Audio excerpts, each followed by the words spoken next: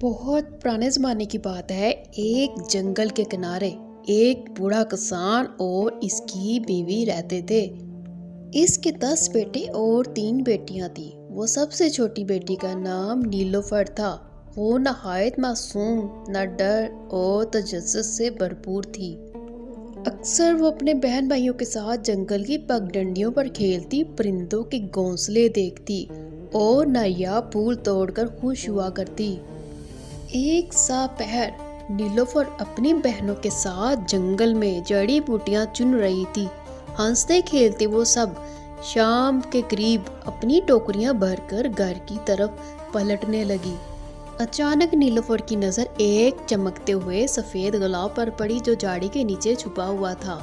وہ اکیلی آگے بڑھی اور پھول توڑنے کے لیے جھکی۔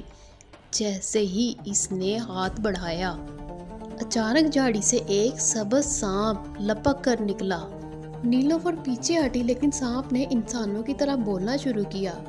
نیلوفر، اگر تم وعدہ کرو کہ ایک دن میری ساتھی بنو گی تو میں تمہیں نقصان نہیں پہنچاؤں گا، ورنہ یہ پھول بھی نہیں ملے گا اور تمہیں سکون بھی نہیں ملے گا۔ نیلوفر کانپ اٹھی، دل تیز تیز دھڑکنے لگا۔ اس نے سختی سے کہا، میں کسی سانپ کی بیوی نہیں بن سکتی۔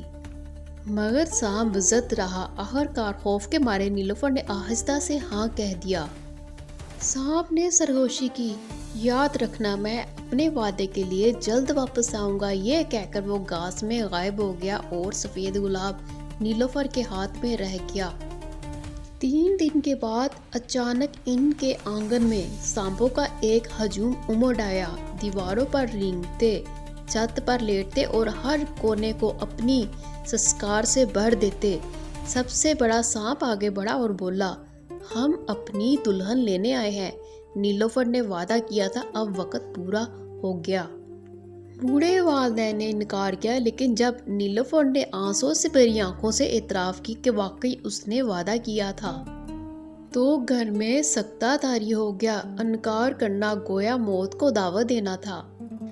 پہلے انہوں نے ایک سفید بطخ کو دلہن بنا کر سانپوں کو دینے کی کوشش کی، مگر ایک کوا چیخ اٹھا، کاؤں کاؤں، یہ دھوکہ ہے، یہ دلہن نہیں بطخ ہے۔ پھر ایک سفید بکری کو دلہن کے لباس میں سجایا گیا، لیکن کوے نے پھر پکارا، کاؤں کاؤں، یہ بھی دھوکہ ہے، دلہن نہیں بکری ہے۔ تیسری بار چھوٹی گائے کی بچی کو تیار کیا گیا، مگر پھر کوا بولا، کاؤں کاؤں، یہ بھی فریب ہے، اصل دلہن نیلوفر ہی ہے۔ سانپ غصے سے زمین پر دم مارنے لگا، دھول اڑانے لگا اور چلانے لگا، اگر وعدہ پورا نہ ہوا تو میں زمین بنجر ہو جائے گی، بارشیں رک جائیں گی اور تم سب لوگ بھوک سے مر جاؤ گے۔ آخرکار بے بسی میں والدین نے اپنی سب سے چھوٹی بیٹی نیلوفر کو دلہن بنا کر سانپوں کے حوالے کر دیا۔ سانپوں کا جلوس نیلوفر کو لے کر جنگل اور دریا عبور کرتا ہوا سمندر کے کنارے جا پہنچا۔ اچانک لہروں میں سے روشنی پھوٹی اور ایک حسین جوان نمودار ہوا۔ اس نے کہا، میں ہی وہ سبز سانپ ہوں، تمہارے وعدے نے مجھے انسان بنا دیا۔ آؤ، آج سے یہ زندگی تمہاری اور میری ہے۔ وہ دونوں ایک جزیرے پر گئے اور پھر سمندر کی تہہ میں سے ایک محل ابھرا، جس کی دیواریں موتیوں کی سی تھی اور چھتیں سونے کی طرح چمک رہی تھی۔ وہاں نیلوفر کی شادی ہوئی۔ 9 سال تک نیلوفر نے سمندری محل میں سکون اور خوشی کے دن دیکھے۔ اس کے 4 بچے ہوئے، 3 بیٹے اور 1 بیٹی۔ بچے موتیوں سے کھیلتے اور مچھلیوں کا پیچھا کرتے، نیلوفر کا دل بہلاتے۔ مگر ایک دن بیٹے نے پوچھا، امی، ہمارے نانا نانی کہاں ہیں؟ کیا وہ بھی ایسے ہی محل میں رہتے ہیں؟ یہ سن کر نیلوفر کا دل تڑپ اٹھا۔ اس نے شوہر سے والدین کو دیکھنے کی اجازت مانگی، مگر سانپ شہزادہ بولا، یہ تمہارا نیا گھر ہے، پرانی دنیا کو بھول جاؤ۔ نیلوفر نے ضد کی تو اس نے شرط رکھی، یہ جادوئی ریشمی سن ہے، جب تک تم نے اسے سارا کاٹ نہ لو، والدین سے نہیں مل سکتی۔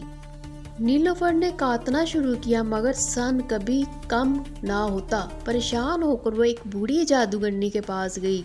جادوگرنی نے کہا، یہ سن دھاگے کے لیے نہیں، یہ دھاگا نہیں، صرف ایک دھوکہ ہے، اسے آگ میں جلاؤ۔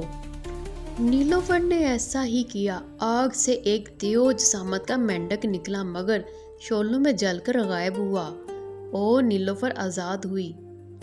پھر شوہر نے لوہے کے جوتے دیے، جب تک یہ گھس نہ جائے تم اپنے والدین سے نہیں مل سکتی۔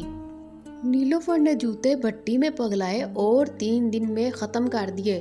پھر شوہر نے کہا، جا سکتی ہو مگر 9 دن سے زیادہ نہ رکنا ورنہ مصیبت آئے گی۔ نیلوفر بچوں کو لے کر والدین کے گھر پہنچی۔ خوشی کی محفلیں ہوئیں مگر اس کے بھائیوں کے دل میں ایک سازش پلنے لگی۔ اگر ہم اس کے شوہر کو ختم کر دیں تو یہ ہمیشہ ہمارے ساتھ رہے گی۔ انہوں نے سمندر کے کنارے جا کر جادوئی الفاظ پکارے۔ جب شوہر نمودار ہوا تو 10 بھائیوں نے تیز درانتیوں سے ان پر حملہ کر دیا۔ خون کی سرخی لہروں میں گھل گئی۔ جب 9 دن بعد نیلوفر گاؤں کنارے پر گئی تو سمندر سے سیاہ جاگ اٹھا اور خون کی طرح سرخ ہو گیا اور ایک لرزتی آواز آئی، نیلوفر، مجھے تمہارے بھائیوں نے مار دیا، یہ راز ہماری اپنی بیٹی نے بتایا تھا۔ یہ سن کر نیلوفر ٹوٹ گئی۔ اس نے اپنی نافرمان بیٹی کو درخت بننے کی بددعا دی۔